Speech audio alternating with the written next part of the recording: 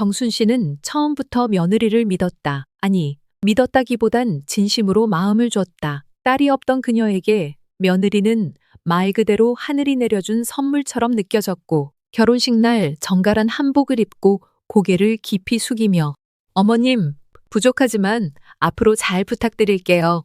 라고 인사하던 그 순간 정순 씨는 속으로 울컥하며 그래, 이 아이라면 내가 평생 품고 살아도 아깝지 않겠다는 생각까지 했었다. 처음 시집온 며느리는 성실했고 공손했고 누구보다 먼저 일어나 식탁을 차렸고 정순 씨가 무릎을 만지작거리면 말없이 다가와 파스를 붙여주며 어머님, 무릎 괜찮으세요? 병원 같이 가요.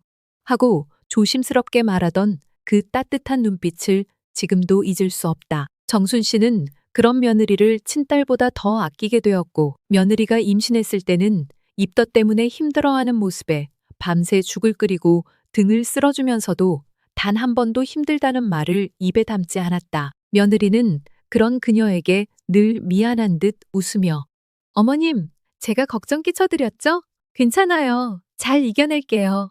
라고 했고 그 말이 어찌나 기특하던지 정순 씨는 노후를 위해 모아둔 적금을 슬며시 꺼내 며느리 앞으로 된 카드까지 만들어줬고 아들 부부가 첫 집을 장만할 때 부족한 전세금을 보태주며 조리원 비용도 조용히 처리해 주었다. 말은 안 해도 마음은 늘 같았다. 이 아이는 내 편이야. 나도 이 아이를 위해 해주고 싶은 게 많아. 우리가 이렇게 서로를 아끼며 살아가면 얼마나 따뜻할까. 그녀는 그렇게 믿었다. 순수하게 온 마음을 다해. 하지만 그 모든 믿음은 결국 정순 씨 혼자만의 착각이었다는 걸 너무 늦게야 깨닫게 되었다. 정순 씨는 평생을 가족만 바라보며 살았다. 결혼하자마자 남편은 지방 군부대로 발령이나 1년에 몇 번 얼굴을 보는 것도 힘들었고 아이를 낳은 후에도 산후조리를 제대로 하지 못한 채 혼자 아기를 안고 밤마다 울던 날이 셀 수 없이 많았으며 누구에게도 털어놓을 수 없는 외로움과 지침을 품은 채 늘 이렇게 말했다. 괜찮아요, 여보. 나 혼자서도 잘할 수 있어요. 주변에선 다들 말렸다. 애 봐줄 사람이라도 두라며 친정이라도 좀 다녀오라며. 하지만 그녀는 늘 고개를 저으며 웃었다. 지금 내가 없으면 이 집이 돌아가지 않잖아요. 엄마는 괜찮아. 그렇게 하루하루를 버티며 아이를 키우고 남편을 기다리며 살았고 명절이면 새벽같이 일어나 전을 부치고 음식 10가지 넘게 차려내며 누구 하나 힘들다 말하지 않았으며 친척들 사이에서도 참된 며느리 소리를 들었지만 그 대가로 그녀가 잃어버린 것들이 무엇인지는 아무도 묻지 않았다. 단 한 번도. 남편이 퇴근에 들어오면 반갑게 웃으며 수건을 건네고 오늘도 수고 많으셨어요. 아들이 학원에서 돌아오면 가방을 받아들고 배고프지? 얼른 밥 먹자. 라고 말하는 게 일상이었고 누군가 따뜻하게 그녀의 안부를 묻는 일은 손에 꼽을 정도였다. 하지만 정순 씨는 그런 현실에도 익숙해지려 노력했고 엄마니까 아내니까 라는 말로 스스로를 다독이며 살아왔다. 친구들이 여행을 다녀왔다고 사진을 보여줄 때면 속으로 부럽다 느끼면서도 겉으론 웃으며 말했다. 나는 집이 제일 편해. 바람 쐴 시간도 없지 뭐. 그렇게 쉰을 넘기고 예순을 지나칠 때쯤 정순 씨는 문득 거울을 보며 자기 얼굴이 너무 낯설다는 걸 깨달았다. 예전엔 생기 넘치던 눈빛이 흐려져 있었고 손등엔 굵은 핏줄과 주름만 남아 있었으며 그런 자신을 바라보며 조용히 중얼거렸다. 나도 한 번쯤은 나를 위해 살아도 되지 않을까? 처음엔 별거 아니었다. 감기 기운이 있다며 약 좀 사다 달라고 했고 택배가 올 테니 대신 받아달라고 했고 그런 사소한 부탁쯤이야. 당연히 도와야지 싶어 흔쾌히 들어주었다. 하지만 언제부터인가 그런 부탁이 점점 당연한 일이 되었고 점점 더 많아지고 무거워지면서 정순 씨는 점점 도와주는 사람이 아니라 맡아야 하는 사람이 되어갔다. 어머님, 저 오늘 약속 있어서 민준이 어린이집 좀 데려다 주실 수 있으세요? 어머님, 저 김치 좀 더 담가주시면 안 돼요? 저희 남편이 어머님 김치만 먹어요. 어머님, 집에 친구 좀 데려와도 되죠? 잠깐 모임만 할게요. 그러던 어느 날엔 아무 말도 없이 자신의 친구들을 데리고 들어와 거실을 점령하고 있었고 정순 씨는 부엌에서 조용히 물컵을 채워 그들에게 건네며 허리를 굽혔고 며느리는 그런 그녀를 보고도 아무렇지 않게 웃으며 말했다. 어머님, 여기 물 좀 더 부탁드릴게요. 그 순간 정순 씨는 알 수 없는 감정에 목이 메었지만 아무 말도 하지 못하고 고개만 끄덕였다. 왜냐하면 거절하면 또 분위기가 싸해질까 두려웠고 자신이 불편한 시어머니로 비칠까봐 겁이 났기 때문이다. 며느리는 언제부터인가 정순 씨의 집을 마치 자기 집처럼 사용하기 시작했고 주방의 그릇 위치를 바꾸고 냉장고에 있는 반찬도 허락 없이 친구들과 나눠 먹었으며 심지어 남편의 서류까지 함부로 정리하다가 어머님, 여기 너무 복잡해서 제가 좀 정리했어요. 이젠 제가 좀 관리할게요. 라고 아무렇지도 않게 말했다. 그 순간 정순 씨는 속으로 삼켰다. 여기가 아직도 내 집이 맞긴 한 걸까? 하루가 다르게 자신은 이 집에서 점점 설 자리를 잃어갔고 어느새 정순 씨는 가족을 돌보는 따뜻한 엄마도 인생을 함께한 아내도 아닌 조용히 집안을 치우고 눈치 보며 사는 무급 가사도우미가 되어 있었다. 처음엔 참 고마웠다. 며느리가 친구들에게 자신을 칭찬할 때마다 사람들 앞에서 우리 시어머니는 정말 천사 같아요. 진짜 제가 복이 많죠. 하고 환하게 웃을 때마다 정순 씨는 속으로 그래. 나라도 저 아이를 아껴야지 하며 미소 지었다. SNS에 며느리가 올린 사진 속 정순 씨는 늘 정갈한 앞치마를 두르고 반찬을 만들고 있었고 사진 밑에는 이런 글이 적혀 있었다. 오늘도 시어머님의 정성이 가득한 저녁 밥상 진심으로 감사해요, 어머님. 처음에는 그런 글이 참 기뻤다. 아직 누군가 나를 이렇게 따뜻하게 봐주고 있구나 싶어 마음이 찡했고 친구들이 전화를 걸어와 정순아, 너 며느리 복 터졌더라. 요즘 세상에 그런 며느리 흔치 않아라고 말할 때마다 괜히 어깨가 으쓱해지기도 했다. 하지만 그 기분은 오래가지 않았다. 며느리는 어느 순간부터 사진을 찍기 위해 요리를 부탁했고 정순 씨가 쑥스러워하며 아니야, 그냥 먹자. 사진까지 뭐하러 찍니? 라고 말하면 며느리는 익숙한 듯 스마트폰을 고정하면서 말했다. 어머님, 이건 추억이에요. 기록해두면 좋잖아요. 잠깐만요. 네? 고개만 살짝 들어주세요. 정순 씨는 그 순간 이상하단 생각을 처음 했다. 진짜 추억을 남기고 싶어서일까? 아니면 누군가에게 보여주기 위한 모습일까? 그리고 그 의심은 날이 갈수록 짙어졌다. 며느리는 항상 사진 속에선 자신과 함께 웃고 있었지만 현실에서는 정순 씨가 기침을 해도 물 한 잔 타주지 않았고 허리가 아프다며 소파에 잠깐 누워 있으면 이렇게 말했다. 어머님, 거기 좀 비켜주실 수 있어요? 여기서 영상 하나 찍어야 해서요. 심지어 어느 날은 정순 씨가 감기로 고열에 시달리며 진통제에 의지해 겨우 버티던 날이었다. 며느리는 그녀의 방문을 열고 환하게 웃으며 이렇게 말했다. 어머님, 오늘 컨텐츠 올릴 게 없는데 어머님이랑 같이 찍는 걸로 할게요. 그냥 웃는 표정만 살짝 지어주시면 돼요. 배경만 나와도 돼요. 괜찮죠?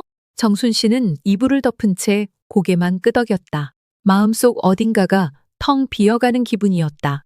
그날 저녁 그녀는 혼자 휴대폰을 켜고 며느리의 SNS를 다시 들여다봤다. 사진 속 자신의 모습은 마치 잡지 화보처럼 따뜻했고 자막은 이랬다. 가족이란 이름으로 묵묵히 곁을 지켜주는 어머님.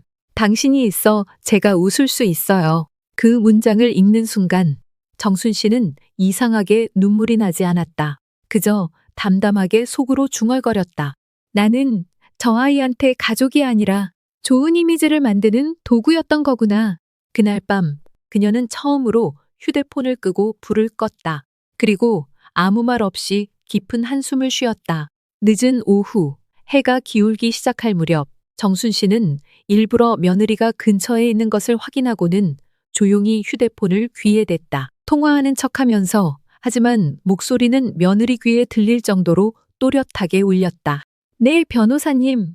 예, 결국 그 투자건은 다 날아갔네요. 네, 네. 그럼 제 명의로 된 집도 통장도 다 정리된 거고요. 이제 저한텐 남은 게 하나도 없네요. 아, 예, 예. 감사합니다. 말을 끊자마자 부엌 쪽에서 쿵 접시 내려놓는 소리가 났고 며느리는 물 마시던 컵을 조용히 내려놓고 천천히 다가왔다. 표정은 놀람을 가장하고 있었지만 눈빛은 묘하게 흔들리고 있었다. 어머님, 지금 뭐라고 하셨어요? 집이 없어졌다는 게 무슨 말씀이세요? 정순 씨는 일부러 시선을 피하며 작게 대답했다. 그냥 투자하던 게 잘못돼서 그쪽에서 정리 다 했대. 내 명의로 된 것도 하나도 없고 그냥 이제는 아무것도 없지 뭐. 잠시 정적이 흘렀고 며느리는 그 자리에 얼어붙은 듯 멈췄다가 눈을 천천히 깜빡이며 말했다. 진짜요? 어머님 명의로 된 거 아무것도 없다는 거예요? 응, 아무것도 없어. 그 순간 며느리의 얼굴이 확연히 달라졌다.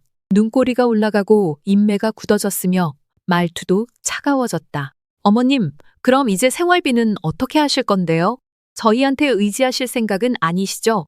정순 씨는 멍하니 며느리를 바라봤다. 조금 전까지 따뜻한 말투로 김치전 구워준다던 아이는 온데간데 없고 지금 눈앞에 선 사람은 냉정하고 계산적인 낯선 여인이었다.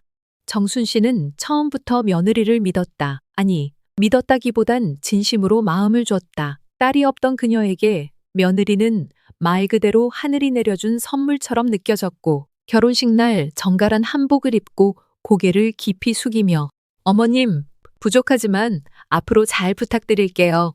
라고 인사하던 그 순간 정순 씨는 속으로 울컥하며 그래, 이 아이라면 내가 평생 품고 살아도 아깝지 않겠다는 생각까지 했었다. 처음 시집온 며느리는 성실했고 공손했고 누구보다 먼저 일어나 식탁을 차렸고 정순 씨가 무릎을 만지작거리면 말없이 다가와 파스를 붙여주며 어머님, 무릎 괜찮으세요? 병원 같이 가요.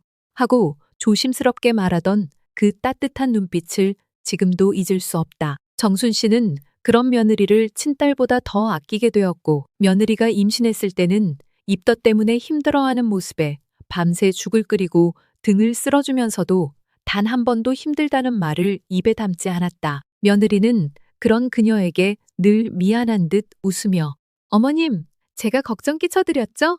괜찮아요. 잘 이겨낼게요. 라고 했고 그 말이 어찌나 기특하던지 정순 씨는 노후를 위해 모아둔 적금을 슬며시 꺼내 며느리 앞으로 된 카드까지 만들어줬고 아들 부부가 첫 집을 장만할 때 부족한 전세금을 보태주며 조리원 비용도 조용히 처리해 주었다. 말은 안 해도 마음은 늘 같았다.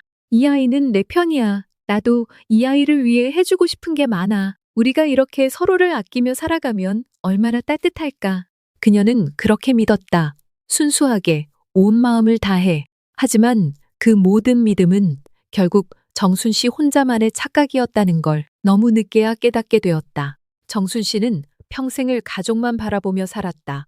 결혼하자마자 남편은 지방 군부대로 발령이나 1년에 몇 번 얼굴을 보는 것도 힘들었고 아이를 낳은 후에도 산후조리를 제대로 하지 못한 채 혼자 아기를 안고 밤마다 울던 날이 셀 수 없이 많았으며 누구에게도 털어놓을 수 없는 외로움과 지침을 품은 채 늘 이렇게 말했다. 괜찮아요, 여보. 나 혼자서도 잘할 수 있어요. 주변에선 다들 말렸다. 애 봐줄 사람이라도 두라며 친정이라도 좀 다녀오라며. 하지만 그녀는 늘 고개를 저으며 웃었다. 지금 내가 없으면 이 집이 돌아가지 않잖아요. 엄마는 괜찮아. 그렇게 하루하루를 버티며 아이를 키우고 남편을 기다리며 살았고 명절이면 새벽같이 일어나 전을 부치고 음식 10가지 넘게 차려내며 누구 하나 힘들다 말하지 않았으며 친척들 사이에서도 참된 며느리 소리를 들었지만 그 대가로 그녀가 잃어버린 것들이 무엇인지는 아무도 묻지 않았다. 단 한 번도. 남편이 퇴근에 들어오면 반갑게 웃으며 수건을 건네고 오늘도 수고 많으셨어요. 아들이 학원에서 돌아오면 가방을 받아들고 배고프지? 얼른 밥 먹자. 라고 말하는 게 일상이었고 누군가 따뜻하게 그녀의 안부를 묻는 일은 손에 꼽을 정도였다. 하지만 정순 씨는 그런 현실에도 익숙해지려 노력했고 엄마니까 아내니까 라는 말로 스스로를 다독이며 살아왔다. 친구들이 여행을 다녀왔다고 사진을 보여줄 때면 속으로 부럽다 느끼면서도 겉으론 웃으며 말했다. 나는 집이 제일 편해. 바람 쐴 시간도 없지 뭐. 그렇게 쉰을 넘기고 예순을 지나칠 때쯤 정순 씨는 문득 거울을 보며 자기 얼굴이 너무 낯설다는 걸 깨달았다. 예전엔 생기 넘치던 눈빛이 흐려져 있었고 손등엔 굵은 핏줄과 주름만 남아 있었으며 그런 자신을 바라보며 조용히 중얼거렸다. 나도 한 번쯤은 나를 위해 살아도 되지 않을까? 처음엔 별거 아니었다. 감기 기운이 있다며 약 좀 사다 달라고 했고 택배가 올 테니 대신 받아달라고 했고 그런 사소한 부탁쯤이야. 당연히 도와야지 싶어 흔쾌히 들어주었다. 하지만 언제부터인가 그런 부탁이 점점 당연한 일이 되었고 점점 더 많아지고 무거워지면서 정순 씨는 점점 도와주는 사람이 아니라 맡아야 하는 사람이 되어갔다.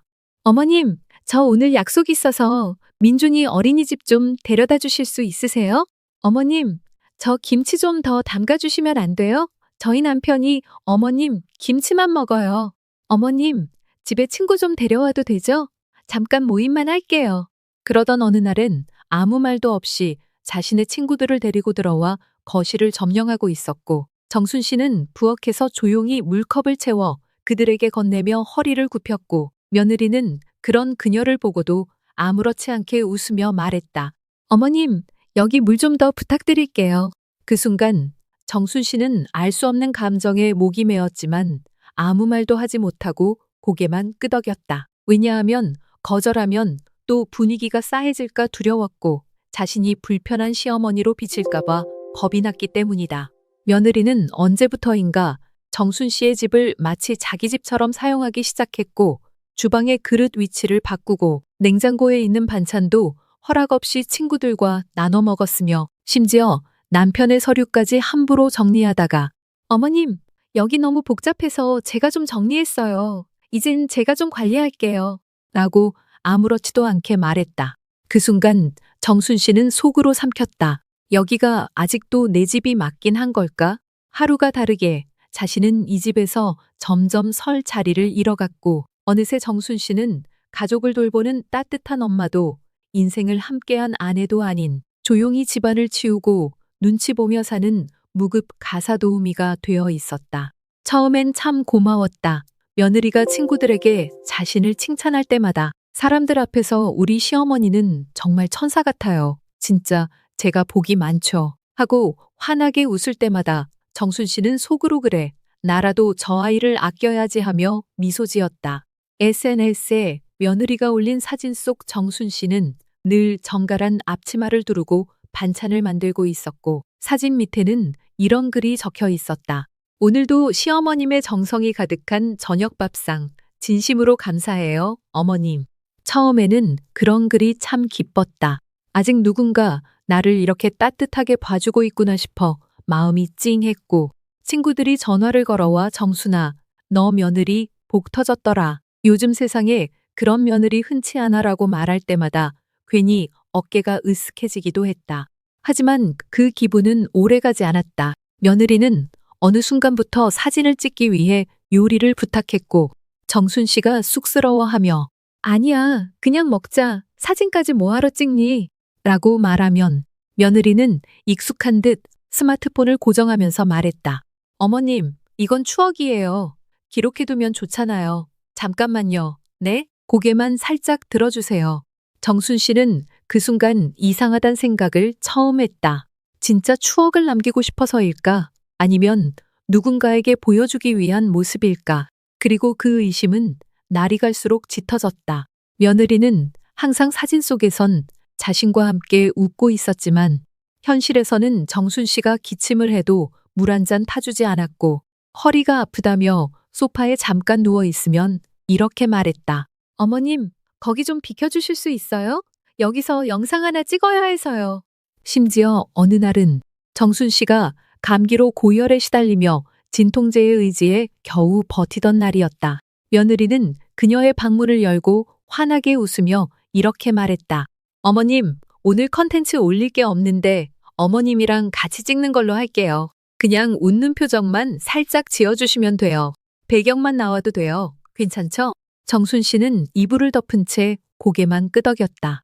마음속 어딘가가 텅 비어가는 기분이었다. 그날 저녁 그녀는 혼자 휴대폰을 켜고 며느리의 SNS를 다시 들여다봤다. 사진 속 자신의 모습은 마치 잡지 화보처럼 따뜻했고 자막은 이랬다. 가족이란 이름으로 묵묵히 곁을 지켜주는 어머님. 당신이 있어 제가 웃을 수 있어요. 그 문장을 읽는 순간 정순 씨는 이상하게 눈물이 나지 않았다. 그저 담담하게 속으로 중얼거렸다. 나는 저 아이한테 가족이 아니라 좋은 이미지를 만드는 도구였던 거구나. 그날 밤 그녀는 처음으로 휴대폰을 끄고 불을 껐다. 그리고 아무 말 없이 깊은 한숨을 쉬었다. 늦은 오후 해가 기울기 시작할 무렵 정순 씨는 일부러 며느리가 근처에 있는 것을 확인하고는 조용히 휴대폰을 귀에 댔다. 통화하는 척하면서 하지만 목소리는 며느리 귀에 들릴 정도로 또렷하게 울렸다. 네, 변호사님. 예, 결국 그 투자건은 다 날아갔네요. 네, 네. 그럼 제 명의로 된 집도 통장도 다 정리된 거고요. 이제 저한텐 남은 게 하나도 없네요. 아, 예, 예. 감사합니다. 말을 끊자마자 부엌 쪽에서 쿵 접시 내려놓는 소리가 났고 며느리는 물 마시던 컵을 조용히 내려놓고 천천히 다가왔다. 표정은 놀람을 가장하고 있었지만 눈빛은 묘하게 흔들리고 있었다. 어머님, 지금 뭐라고 하셨어요? 집이 없어졌다는 게 무슨 말씀이세요? 정순 씨는 일부러 시선을 피하며 작게 대답했다. 그냥 투자하던 게 잘못돼서 그쪽에서 정리 다 했대. 내 명의로 된 것도 하나도 없고 그냥 이제는 아무것도 없지 뭐. 잠시 정적이 흘렀고 며느리는 그 자리에 얼어붙은 듯 멈췄다가 눈을 천천히 깜빡이며 말했다. 진짜요? 어머님 명의로 된 거 아무것도 없다는 거예요? 응, 아무것도 없어. 그 순간 며느리의 얼굴이 확연히 달라졌다. 눈꼬리가 올라가고 인매가 굳어졌으며 말투도 차가워졌다. 어머님, 그럼 이제 생활비는 어떻게 하실 건데요? 저희한테 의지하실 생각은 아니시죠? 정순 씨는 멍하니 며느리를 바라봤다. 조금 전까지 따뜻한 말투로 김치전 구워준다던 아이는 온데간데 없고 지금 눈앞에 선 사람은 냉정하고 계산적인 낯선 여인이었다. 이렇게 갑자기 상황 바뀌면 저도 곤란하잖아요. 솔직히 말씀드릴게요, 어머님. 저도 이제는 더 못 참겠어요. 이런 식으로 계속 불안하게 하시면 저도 남편한테 다 말할 수밖에 없어요. 앞으로 누구한테 기댈 생각이세요? 그 말은 칼처럼 정순 씨의 가슴에 박혔고 그녀는 아주 천천히 고개를 끄덕이며 혼잣말처럼 낮게 말했다. 그래, 결국 너한테 나는 그냥 이름만 가진 자산이었구나. 바람은 거실 창을 흔들고 있었고 그 소리에 묻혀 그녀의 깊은 한숨도 조용히 흩어졌다. 며느리의 차가운 말투가 마음에 박힌 그날 이후 정순 씨는 며칠을 조용히 지냈다. 아무 말도 하지 않았고 아무 연락도 하지 않았다. 그리고 어느 날 아침 조용히 외투를 걸치고 택시를 탔다. 도착한 곳은 아들 부부가 사는 아파트. 초인종을 누르자 놀란 얼굴로 며느리가 문을 열었다. 어머님, 무슨 일이세요? 미리 연락도 없이. 정순 씨는 환하게 웃으며 말했다. 응, 그냥 좀 걷다 보니까 네 생각이 나서. 아침밥 먹었니? 나 배 좀 고픈데 혹시 김치찌개 있니? 순간 며느리의 얼굴이 굳었지만 억지로 웃으며 안으로 들였다. 거실 소파에 앉은 정순 씨는 구두를 벗지도 않고 편히 다리를 모으고 앉으며 말했다. 요즘 왜 이렇게 몸이 찌뿌둥한지 모르겠어. 밤에 다리도 쑤시고. 민준이는 어린이집 잘 다녀? 아, 나 오늘 하루 종일 여기 좀 쉬어도 되지? 며느리는 어리둥절한 표정으로 냉장고를 열며 말했다. 그럼 좀 쉬세요. 제가 좀 챙겨드릴게요. 정순 씨는 부엌 쪽을 힐끗 보더니 다시 말을 이었다. 나 그 된장국에 호박 좀 넣어서 끓여줄래? 아, 그리고 지난번에 내가 해준 멸치볶음이 생각나서 말인데 혹시 남은 거 있으면 좀 내줘. 며느리의 얼굴에 당황과 짜증이 엇갈리기 시작했고 정순 씨는 아무렇지 않게 이어 말했다. 아, 참, 오늘 내 친구들 오는 날이야? 괜찮아. 난 거실에서 조용히 있을게. 그냥 옆에서 음악이나 들을까 싶어서 이어폰도 안 가져왔네. 그날 하루 정순 씨는 며느리 집에 하루 종일 머물렀다. 거실에서 다리를 뻗고 쉬었고 저녁 즈음엔 이렇게 말했다. 어머, 벌써 시간이 이렇게 됐네. 근데 오늘은 좀 피곤해서 여기서 자고 갈까 봐. 네 침대 비워줄 수 있어? 그 순간 며느리의 인내심은 거의 바닥에 닿았고 억지 미소로 웃으며 말했다. 어머님, 오늘은 조금 곤란한데요. 저희 부부도 피곤하고. 정순 씨는 그제야 천천히 미소를 지으며 고개를 끄덕였다. 알았어, 알았어. 괜찮아. 근데 너도 기억나니? 네가 아무 말 없이 내 집에 찾아와 밥 달라 하고 소파에 누워 쉬고 내 냉장고 문 마음대로 열던 날들. 그땐 내가 뭐라 안 했지. 짧은 정적. 오늘은 그냥 너한테 빚 갚으러 온 거야. 정순 씨는 조용히 일어나 외투를 챙겨 입고 현관으로 향했다. 며느리는 아무 말도 하지 못하고 서 있었고 정순 씨는 마지막으로 돌아보며 말했다. 사람 마음도 공간도 배려도 다 빌려 쓰는 거면 언젠간 돌려줘야 하는 거란다. 그녀는 천천히 문을 닫고 나왔다. 문이 닫히는 그 순간 그녀의 마음속에서도 무언가 단단히 닫히고 있었다. 며칠간 조용히 지내던 정순 씨는 어느 날 저녁 며느리에게서 모처럼 연락을 받았다. 수화기 너머의 목소리는 다소 과장된 톤으로 시작됐다. 어머님, 잘 지내셨어요? 요즘 너무 바빠서 연락도 못 드렸네요. 정순 씨는 담담하게 대답했다. 그래, 별일 없이 잘 지냈다. 잠시 침묵이 흘렀고 며느리는 조심스러운 듯 낮은 목소리로 말을 이었다. 어머님, 지난번에 제가 좀 예민하게 말했던 거, 그게 계속 마음에 걸려서요. 그날은 제가 너무 피곤했나 봐요. 그 말에 정순 씨는 눈을 감고 숨을 천천히 내쉬었다. 미안함이라기보다는 무언가 의도된 복구 시도 같은 어조였고 그 직후 며느리의 본심이 아주 작게 스며나왔다. 사실 요즘 민준이 유치원비가 생각보다 많이 나가서요. 혹시 어머님께서 도와주실 수 있을까 해서. 그 순간 정순 씨의 가슴 어딘가가 또렷하게 깨졌다. 미안하다는 말이 사과가 아니라 조건이었고 죄송해요는 회계장부의 첫 줄이었으며 잘 지내셨어요? 는 결국 무엇을 줄 수 있나요? 의 전조였다는 것을 그제야 확실히 느꼈다. 정순 씨는 조용히 말했다. 그동안 네가 내게 했던 말 중에 진심이었던 건 몇 마디나 될까? 어머님, 저는 항상 진심이었어요. 그날도 제가 그냥 상황이 좀 그랬던 거고요. 내가 미안하다는 건 알겠어. 근데 그 말은 너한테 이득이 있을 때만 나오잖니. 며느리는 당황한 듯 잠시 침묵했고 이내 목소리를 낮추어 말했다. 어머님, 그런 식으로 말씀하시면 저도 서운해요. 저희 가족이잖아요. 가족이니까 이용한 거였지. 가족 아니었으면 그렇게 쉽게 말 못했을 거야.